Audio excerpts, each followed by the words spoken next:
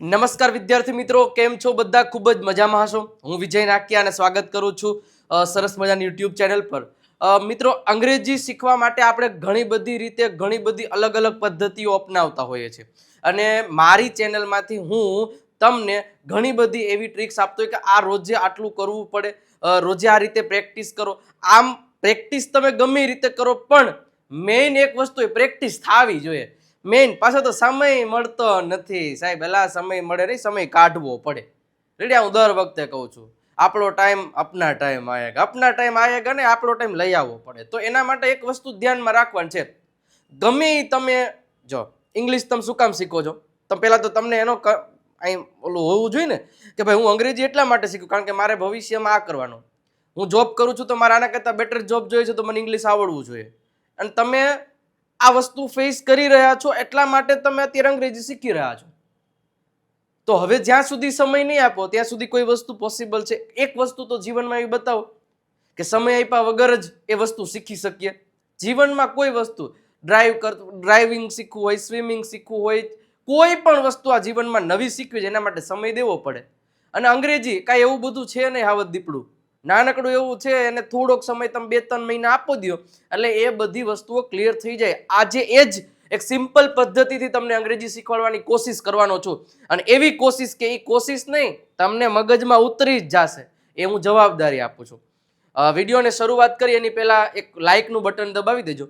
આટલું તમારે કરવાનું છે. લાઇકનું બટન દબાવી દો. ચેનલમાં નવા છો, સબસ્ક્રાઇબ કરવાનું બાકી હોય તો સબસ્ક્રાઇબનું બટન દબાવી દો. કારણ કે આ ચેનલ ગુજરાતની નંબર 1 સ્પોકન ઇંગ્લિશ માટેની ચેનલ છે. સબસ્ક્રાઇબર જોઈ લ્યો અને બીજા સાથે સરખાવી લ્યો. અને મેઇન વસ્તુ તો એ છે કે દરરોજ સાંજે 9 વાગે એક લેક્ચર આવે છે જ્યાં તમને ક્યાંક ને ક્યાંક અંગ્રેજીમાં અમુક જે ડાઉટ્સ હોય છે એ ક્લિયર થતા હોય છે. તો એના માટે સબસ્ક્રાઇબનું બટન દબાવી અને કાંઈ નહીં તો કોમેન્ટ બોક્સમાં જો તમારે કેવું હોય એકાદ દિવસ સેન્ટેન્સ તો કહી શકો છો. અધરવાઇઝ એક લાલ હાર્ટ તો એટલું તો તમે મૂકી શકો મારા માટે, કરી શકશો ને? તો એક લાલ હાર્ટ છે એ બધાએ મૂકી દેવાનું છે. મિત્રો, શરૂઆત કરીએ. ઇંગ્લિશ બોલતા શીખવું જ છે તો ટ્રાય કરો આ સિમ્પલ ટ્રીક.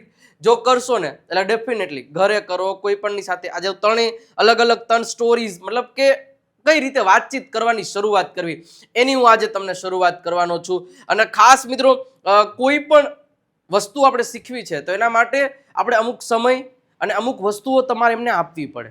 તો એવી જ રીતે તમારે જો એકદમ બેઝિકથી એડવાન્સ લેવલનું અંગ્રેજી શીખવું છે તો આપણી એપ્લિકેશન છે ને વિજય નાકિયા ગુરુ ઓફ ગુજ્જુ નામની, આ દર વખતે એટલા માટે કહું છું કે ઓફર અત્યારે છે ને એટલા માટે. ઓફર નહીં હોય ત્યારે હું આટલું બધું તમને કહીશ નહીં, કારણ કે ઓછી ફીસમાં તમારે વધારે મારે તમને શીખડાવવું છે કે ભાઈ તમે એક ગજબ લેવલનું અંગ્રેજી શીખી જાઓ. અને આ બંને કોર્સ છે ને એ ગેરંટેડ કોર્સ છે કે જેમાં તમે એક વખત કોર્સ પરચેસ કરી લેશો એટલે જવાબદારી મારી આવી જાય તમને અંગ્રેજી શીખવાડવાની. Ready? Basic to advanced spoken English course આ એપ્લિકેશન પરથી તમને શીખડાવવામાં આવશે. કઈ? વિજય નાકિયા ગુરુ ઓફ ગુજ્જુ નામની. 19 ડિસેમ્બર, આજે 17 થઈ ગઈ, 18 ને 19 2 દિવસ બાકી રહ્યા છે ઓફરમાં. તો ખાસ આજે ને આજે જ આ કોર્સ પરચેસ કરી લેજો. વધારે ઇન્ફોર્મેશન માટે આ નંબર છે, કોલ કરો, મેસેજ કરો તો તમને બધી ઇન્ફોર્મેશન મળશે. કેવી રીતે કોર્સ પરચેસ કરો એ પણ માહિતી આપશે. દર શનિવારે લાઈવ લેક્ચર આવશે, 1 વર્ષનો કોર્સ આવશે. બેઝિકથી કોર્સની શરૂઆત, દરેક ટોપિકની જોરદાર પ્રેક્ટિસ સાથેના વિડીયોઝ બધા અપલોડ છે અને સ્ટેપ બાય સ્ટેપ. એવું નહીં કે એક વિડીયો આમ એક વિડીયો આમ, બધું સ્ટેપ બાય સ્ટેપ હશે. એટલે ખાસ મિત્રો 7000+ સેન્ટેન્સની બુક, રીડિંગ, લિસનિંગ, રાઇટિંગ, સ્પીકિંગના બધા જ લેક્ચર. એવી જ રીતે બુસ્ટર 2.0 છે, એમાં દર મહિનાની 1લી તારીખે લાઈવ આવશે. એની ફીસ ફક્ત ને ફક્ત 799 રૂપિયા છે. તો તમે કોઈ પણ કોર્સ છે એ પરચેસ કરી શકો છો. ઓકે સાહેબ, હવે વાત કરીએ તો સૌથી પહેલા મારે તમને એ વસ્તુ શીખડાવી છે કે જ્યારે પણ તમે કોઈ પણ પ્રકારે તમારું રિઝ્યુમે લઈને કોઈ પણ જગ્યાએ ઇન્ટરવ્યૂ દેવા માટે જાઓ છો, કોઈ પણ જગ્યાએ તમારે કોઈ વ્યક્તિને સાથે ઇન્ટરવ્યૂ આપવાનું છે, તો ત્યાં ઘણા બધા લોકો છે એ નોર્મલ પ્રશ્નોમાં છે ને ડરી જતા હોય છે. તો એ નોર્મલ પ્રશ્નો કયા કયા હોઈ શકે અને કેવા હોઈ શકે? તો ડરવાનું નહીં. પહેલા તો છે ને કોન્ફિડન્સ લેવલ એક લેવલ અપ હોવો જોઈએ. કોઈ પણની સામે સામે આંખ નાખી અને વાતચીત કરો. તમે શું ગુનો કર્યો છે?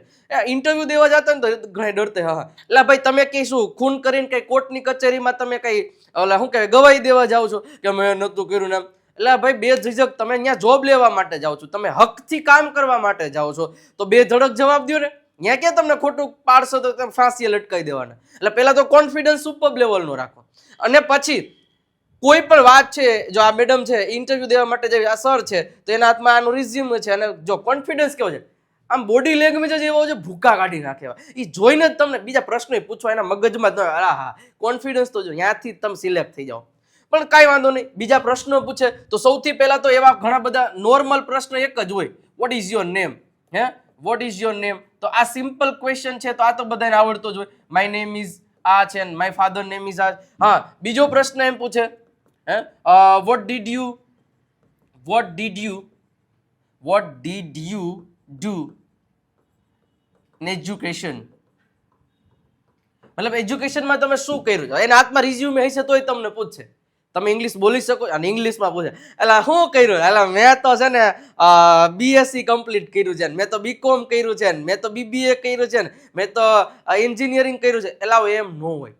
તો એનો જવાબ દેવો હોય તો તમે આનો જવાબ બે રીતે, પ્રશ્ન કઈ રીતે પૂછે છે એ રીતે તમે કહી શકો. અથવા તો એમાંય પૂછે વોટ હેવ યુ ડન?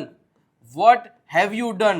તો પૂર્ણ વર્તમાન કાળમાં એ પૂછી શકે what have you done in education? મતલબ તમે તમારા ભણતરમાં, એજ્યુકેશનમાં, શિક્ષણમાં તમે શું કમ્પ્લીટ કર્યું છે, શું પૂરું કર્યું છે? તો તમે એનો આન્સર છે ને બે રીતે આપી શકો કે ભાઈ જો આવો ડીડ થી પ્રશ્ન પૂછે તો એમ કહેવાનું આઈ કમ્પ્લીટેડ BSc. પછી જે તમે કોર્સ કર્યો હોય એ કહી દેવાનો, I completed BSc from this college in this year. જે કોલેજમાં કર્યું હોય એ કોલેજ અથવા તો યુનિવર્સિટી તમે બોલી શકો, અથવા તો તમે છેલ્લે વર્ષ બોલી શકો. તમારે મારી સાથે સાથે તમે એવું જ સમજો કે તમે મારી સાથે ઇન્ટરવ્યુ દેવા માટે બેઠા છો, હું તમને પ્રશ્ન પૂછું, તમારા જવાબ મને કોમેન્ટ બોક્સમાં દેતું જવાનું છે. સાહેબ એવું પૂછ્યું વોટ હેવ યુ ડન? તમે શું કર્યું છે? તો તમે એમ કહી શકો આઈ હેવ ડન. શું કહી શકો? I have done. મેં સંપૂર્ણ કર્યું. I have done BSc in chemistry in this college in this year. Ready? તો એ બંને વસ્તુઓ છેલ્લે આવશે. એટલે પેલા આઈ હેવ ડન ધીસ, તમે શું કર્યું છે, તમારું પ્રોફેશન, તમે શું કમ્પ્લીટ કર્યું છે, એ પછી કોલેજનું નામ અને વર્ષમાં ઇન 2022, ઇન 2010, ઇન 1995, જ્યારે પણ તમે પૂરું કર્યું છે એ તમે તમારો એક આવો આન્સર આપી શકો. પછી સાહેબ એક મસ્ત પેલા આની પેલા એવું વોટ ઇઝ યોર નેમ ની જગ્યાએ એમ પૂછી શકે ટેલ મી અબાઉટ યોરસેલ્ફ. હવે આવું પ્રશ્ન પૂછે તો ત્યારે શું કહેવું? તો ત્યારે શરૂઆત ટેલ મી એટલે મને કહો, અબાઉટ યોરસેલ્ફ તમારા વિશે મને કહો. તો સિમ્પલ એક વસ્તુ છે, સેલ્ફ ઇન્ટ્રોડક્શન તમારે આપવાનું થશે અહીંયા. હવે સેલ્ફ ઇન્ટ્રોડક્શન કેમ આપવું એના માટેનો આખો લેક્ચર મેં ડિટેલમાં સમજાવેલું છે. તમે જોશો તો એનો આખો લેક્ચરમાં બધા સ્ટેપ બાય સ્ટેપ કે શરૂઆત ક્યાંથી કરવી, વચ્ચે શું જવાબ દેવો અને એન્ડમાં શું જવાબ દેવો, એ તમામ પ્રકારના પોઈન્ટ્સ વાઇઝ મેં સમજાવેલું છે. એવું લખજો સેલ્ફ ઇન્ટ્રોડક્શન બાય વિજય નાખ્યા એટલે આપણો લેક્ચર્સ આવી જશે. હવે સિમ્પલ છે, ટેલ મી અબાઉટ યોર સેલ્ફ કહે તો તમારા વિશે શરૂઆત કરો. માય નેમ ઇઝ અથવા તો આઈ એમ અથવા તો ધીસ ઇઝ. આ ત્રણ રીતે તમે શરૂઆત કરી શકો. કઈ રીતે? ત્રણ રીતે ખાસ યાદ રાખજો. શું? તો પહેલા તો તમે ધીસ ઇઝ વિજય નાખ્યા, આ રીતે ધીસ ઇઝ વિજય નાખ્યા, તમારું નામ તમે કહી શકો ધીસ ઇઝ વિશાલ નાખ્યા, ધીસ ઇઝ આ જે કંઈ પણ છે. અથવા તો આઈ એમ વિજય નાખ્યા, આ રીતે કહી શકું. અથવા તો એમ કહી શકું તો કે માય નેમ ઇઝ. હવે અહીંયા તમને સેલ્ફ ઇન્ટ્રોડક્શન પૂછ્યું, કોઈ દી એમ ન કહેતા કે માય સેલ્ફ. જીવનમાં કોઈ દી ઇન્ટરવ્યુ દેવા જાવ ને આવું બોલતા નહીં, નહીતર ત્યાંથી તમે માર્ક કપાઈ ગયા તમારા. એટલું સમજજો. માય સેલ્ફ વિજય નાખ્યા જિંદગીમાં આવે નહીં, ગ્રામેટિકલી ઇનકરેક્ટ સેન્ટેન્સ છે. આ ત્રણ રીતે તમે જવાબ આપી શકો. ધીસ ઇઝ વિજય નાખ્યા, આમ વિજય નાખ્યા, માય નેમ ઇઝ વિજય નાખ્યા. તમારું નામ છે એ તમે તમારી રીતે બેસ્ટ રીતે તમે કોઈ પણ રીતે આપી શકો. એવું કાંઈ નથી કે આ નથી આપવું, આ નથી આપવું. તમને જે ઘડ પડી ગયો એ ઘડથી જ જવાબ દેવાનો. રેડી? પેલા આ વસ્તુ છે. પછી તમારે એમ કહેવાનું થાય કે ભાઈ તમારા ફેમિલી મેમ્બરમાં કોણ છે? તો ઇન માય ફેમિલી મેમ્બર. આ બધું મેં અહીંયા સમજાવેલું છે. ઇન માય ફેમિલી મેમ્બર, મારા ફેમિલીમાં, apart from my parents. Apart from નો મતલબ શું થાય? ના સિવાય. Apart from my parents I have younger brother and younger sister. તો આ મારું કહું છું. રેડી? મારે એક નાનો ભાઈ છે અને એક નાની બહેન છે, તો હું આ રીતે કહી શકું. ઓકે. પછી તમે કહી શકો કે my father is a farmer. તમારા પપ્પા શું છે એ કહી શકો. My mother is a housewife. જે કંઈ પણ છે એ તમે તમારી રીતે સેલ્ફ ઇન્ટ્રોડક્શન ને બાંધતું જાઓ ને કહેતું જાઓ. હા, પછી તમે બહુ મોટા ઇન્ટરવ્યુ દેવા ગયા હોય તો ત્યાં પછી પપ્પા શું કરે છે મમ્મી શું કરે છે એવું કહેવાનું, તમારા વિશે જ કહેવાનું. હે તમારા વિશે કહી દો. પછી તમે તમારું એજ્યુકેશન વિશે કહી શકો કે sir I have completed master degree in મતલબ જે કાંઈ પણ છે, બીકોમ કર્યું તો I have completed BCom in this university from this university in 2010. જ્યાંથી તમે શરૂ કર્યું આખું સેન્ટેન્સ યાદ રાખવાનું. રેડી? અથવા તો તમે કોઈ કોલેજ કરી રહ્યા છો તો I am pursuing BSc, pursuing શબ્દ વાપરવાનો. રેડી? અથવા તો I am in 10th standard, I am in 12th standard, જે સ્ટાન્ડર્ડમાં હોય એ રીતે તમે આખી વસ્તુઓ કહી શકો છો. પછી તમારી હોબીઝ કેવી હોય તો તમે હોબીઝથી, જો તમારી એક હોબી હોય તો તમે એમ કહી શકો માય હોબી ઇઝ, એક જ છે તો પ્લેઇંગ ક્રિકેટ. અથવા તો હોબી એવી કહેવાની કે જ્યાં તમે જે ફિલ્ડમાં જોબ માટે જાઓ છો કે જો કોઈ પણ જગ્યાએ જાઓ છો ત્યાં તમે શું બોલશો એ રીતે જ તમારે તમારું કહેવું. જો એવું નથી કે આ તમારે ઇન્ટરવ્યુ દેવા જાવ તો જ આવું આવડવું જોઈએ, એવું નથી. આના ઉપરથી આપણને આપણા વિશે ક્યાંક બોલવાનું થયું, ઇવન કોઈ પણની સામે, ઇન્ટરવ્યુમાં નહીં, તો આપણને ખબર હોય છે કે જવાબ કઈ રીતે આપવા. અને તમારે એક કરતા હોબીઝ વધારે હોય તો HOBBIES હોબીઝ થઈ જશે. શું થઈ જાય? હોબીઝ. માય હોબીઝ આર, શું થઈ જશે? My hobbies R.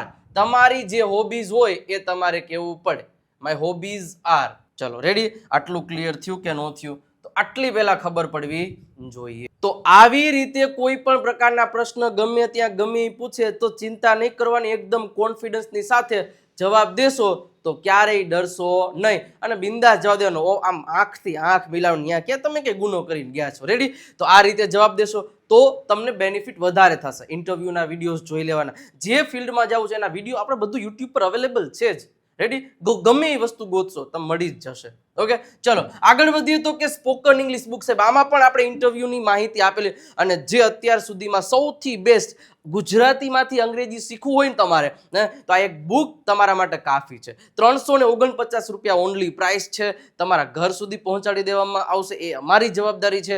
કઈ રીતે બુક પરચેસ કરવી? આ નંબર છે 9722929392 ઉપર કોલ કરો, મેસેજ કરો, ત્યાંથી તમને બધી ઇન્ફોર્મેશન મળી જશે. સાહેબ 35થી વધારે અંગ્રેજી ગ્રામરના અને સ્પોકન ઇંગ્લિશના લેક્ચર્સ જેમાં એવું ભણાવું છું ને જે લેક્ચરમાં એ જ રીતે ત્યાં મેં બધું એક્સપ્લેનેશન લખેલું છે. એકવાર વાંચતા જશો ને તો મગજમાં ઘૂમતું જાય. આમ સ્ટોરી કેમ વાંચતા હોય ને, વાર્તાઓ વાંચતા આપણા શોખની, એવી રીતે મેં આખું ગ્રામરને લખી નાખ્યું છે.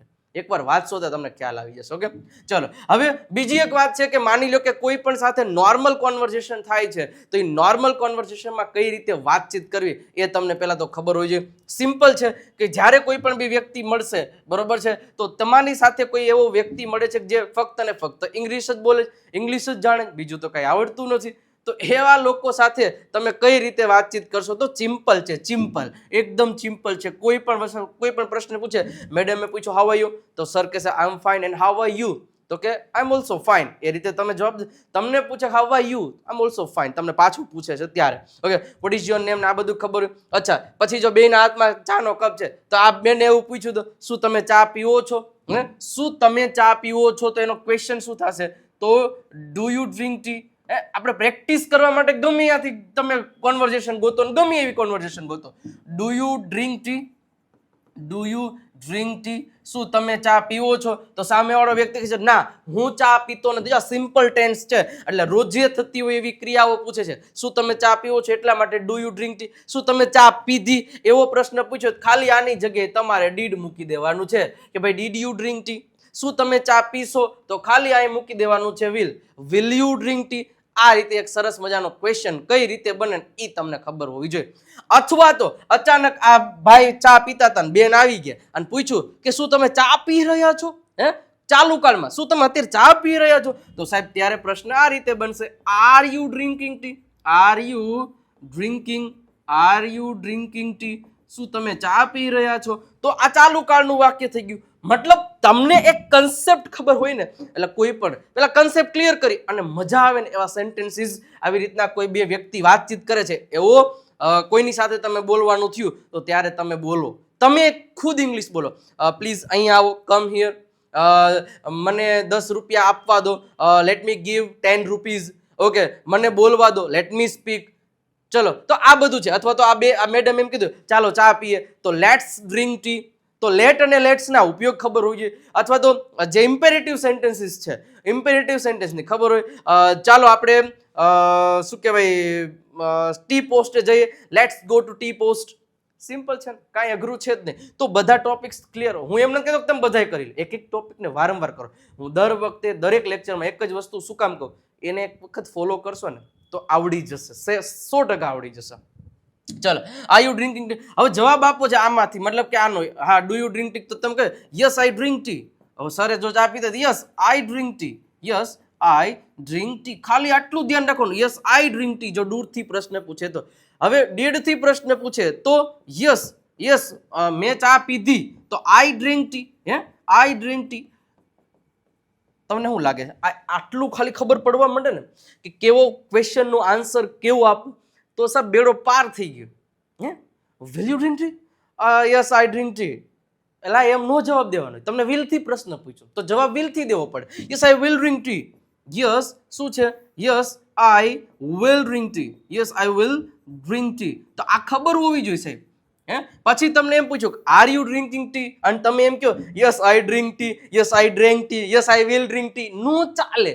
તમને આર યુ ડ્રિંકિંગ કીધું છે, તમે એમિઝર સાથે આઈ એન જે આપો, yes I am drinking tea. શું થશે? Yes I am drinking tea. Simple છે. આ રીતે જવાબ આપો પ્રોપર વેમાં, તો જ તમને ખબર પડશે, નહીતર અઘરું લાગશે. એટલે બીજો પ્રશ્ન પૂછે કે ભાઈ તમે ગઈકાલે ક્યાં ગયા હતા? ગઈકાલે ક્યાં ગયા હતા? ક્યાં એટલે તો પહેલા તો વેર આવશે. તો ગઈકાલે ક્યાં ગયા હતા ભૂતકાળ છે, તો વેર did you go? Wear did you go yesterday? આવો મેડમે સરને પ્રશ્ન પૂછ્યો. હવે સર ક્યાં ગયા હતા એ એને કેવું હોય કે ભાઈ હું ગઈકાલે છે ને દુબઈ ગયો હતો. હું ગઈકાલે દુબઈ ગયો હતો, તો આઈ વેન્ટ ટુ દુબઈ.